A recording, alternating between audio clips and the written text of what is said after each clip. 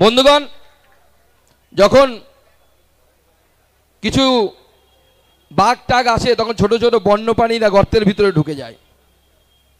বাংলার মানুষ জেগে উঠেছে, তাই আমাদের মুখ্যমন্ত্রী এখন গর্তের মধ্যে ঢুকে গেছে। তাকে আর দেখতে পাচ্ছি না, তিনি আর বেরোচ্ছেনও না, কিছু বলছেনও না। তিনি নামিয়ে দিয়েছেন তার পুলিশদেরকে, বাবা তোমরা সামলাও।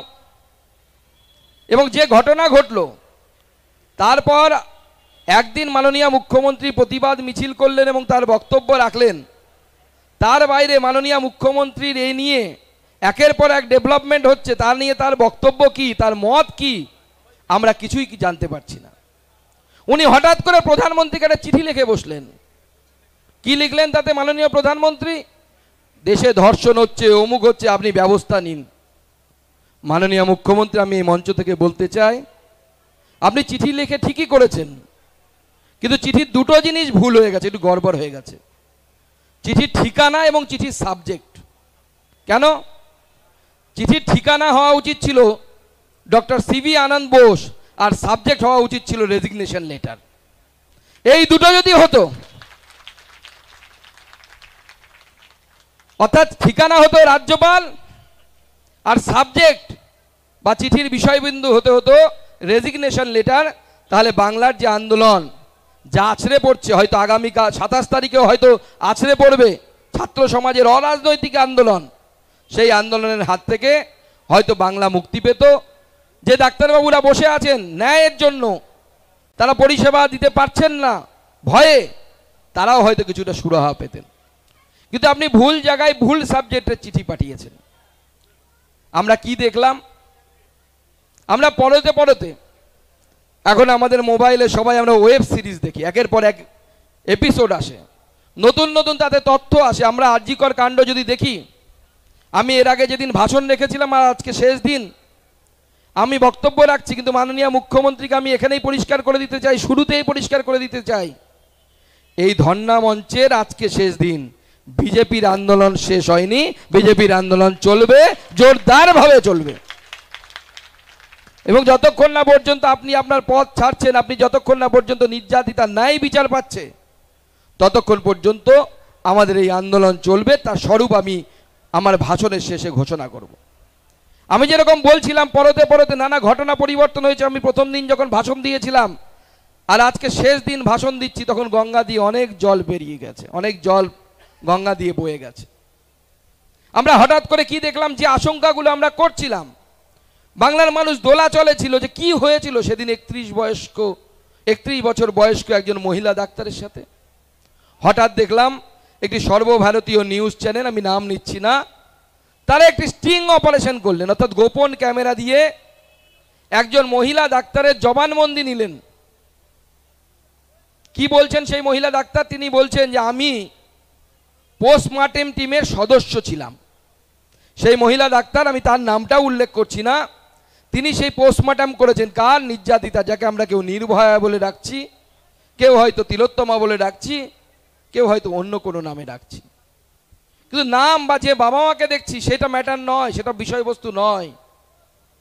ভালো করে লক্ষ্য করুন, এমনিতেই ধর্ষিতার ছবি নাম প্রকাশের নিয়ম নেই সুপ্রিম কোর্টের আদেশ অনুসারে, কিন্তু যদি আপনি মারিতে মন দিয়ে ঘটনাটা ভাবেন, দেখবেন যে একটি নির্যাতিতা মেয়ে শুয়ে আছে। যদি আপনি সেন্সিটিভ মানুষ হন, সংবেদনশীল মানুষ হন, তাহলে দেখতে পাবেন মুখটার মধ্যে আপনি আপনার নিজের বাড়ির মেয়েকে খুঁজে পাচ্ছেন, নিজের বাড়ির মেয়ের মুখ দেখতে পাচ্ছেন, অন্য কোনো মুখ দেখতে পাচ্ছেন না। তাই প্রথম দিনই আমি বলেছিলাম যে সুকান্ত মজুমদার শুধু একজন রাজনৈতিক নেতা হিসেবে এখানে আন্দোলন করতে বসেছে তা নয়, আমি ভবিষ্যতের কথা ভেবে আন্দোলন করতে বসেছি। কারণ আমার বাড়িতেও দুটো মেয়ে আছে, তারা যখন বড় হবে তাদের সাথে যেন এই ধরনের ঘটনা না ঘটে। আজকে আমাদের পূর্ববর্তী বক্তারা বললেন 200-র বেশি আমাদের কার্যকর্তা খুন হয়েছে। আমরা তিলোচন মাহাতোকে দেখেছি, বড় যে ইলেকট্রিকের যে টাওয়ারগুলো থাকে সেখান থেকে ঝুলন্ত দেহ, পুরুলিয়া তিলোচন মাহাতো, মনে আছে নিশ্চয়ই আপনাদের সকলে। পশ্চিমবঙ্গ পুলিশ সুসাইড এক্সপার্ট, যে কোনো বিষয়কে সুসাইড বলে চালিয়ে যেতে পারেন। সেই অত উঁচু ইলেকট্রিকের যে টাওয়ার হয়, বড় বড় টাওয়ার মাঠের মাঝখানে, আপনারাও দেখেছেন। আমরা সেদিন দেখেছিলাম, আমাদেরকে পুলিশ নির্লিপ্তভাবে বলেছিলেন যে হি হ্যাজ কমিটেড সুসাইড। সেই সুসাইড এক্সপার্টরা এবারও চেষ্টা করেছিলেন সেই স্টিং অপারেশনে। যে মহিলা ডাক্তার তিনি পোস্টমর্টেম করেছিলেন, তিনি বলছেন মেয়েটির দেহ পাওয়ার পর ডাক্তার ঘোষের নেতৃত্বে আর.জি. কর মেডিকেল কলেজে বৈঠক হয়েছিল, গোপন বৈঠক, এবং তাতে প্রভাবশালীরা এসেছে।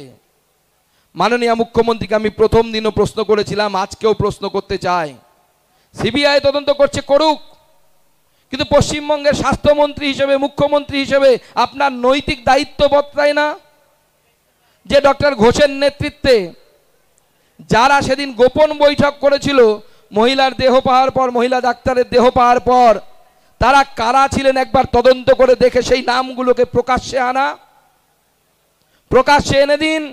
পশ্চিমবঙ্গের জনগণ এমন মুডে আছে, কোনো নার্কো অ্যানালাইসিস করতে হবে না, কোনো পলিগ্রাফিক টেস্ট করতে হবে না, বাংলার জনতা তাদের সমস্ত টেস্টের ব্যবস্থা করে দেবে, সমস্ত অন্যায়ের ব্যবস্থা করে দেবে।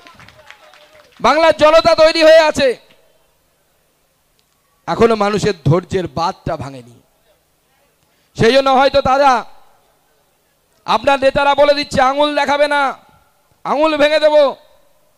কেউ বলছে সুরসুরি হয়েছে তাই স্প্যানিশ গিটার নিয়ে প্রতিবাদ করতে এসে, কেউ বলছে রাত্রিবেলা বরের দ্বারা অত্যাচারিত হলে আমাকে ফোন করবেন না, কেউ বলছে মহিলারা জিন্স প্যান্ট পরে ছোট চুল কেটে তারা প্রতিবাদ করছে।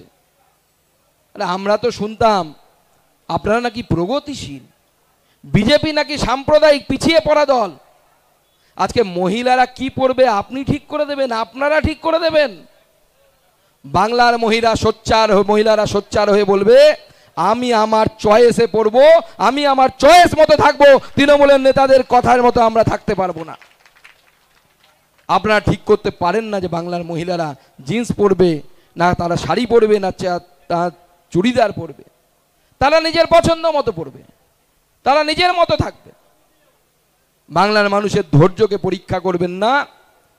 যদি বারবার পরীক্ষা করেন দেখবেন মানুষের ধৈর্যের বাঁধ একদিন ভেঙে গেছে।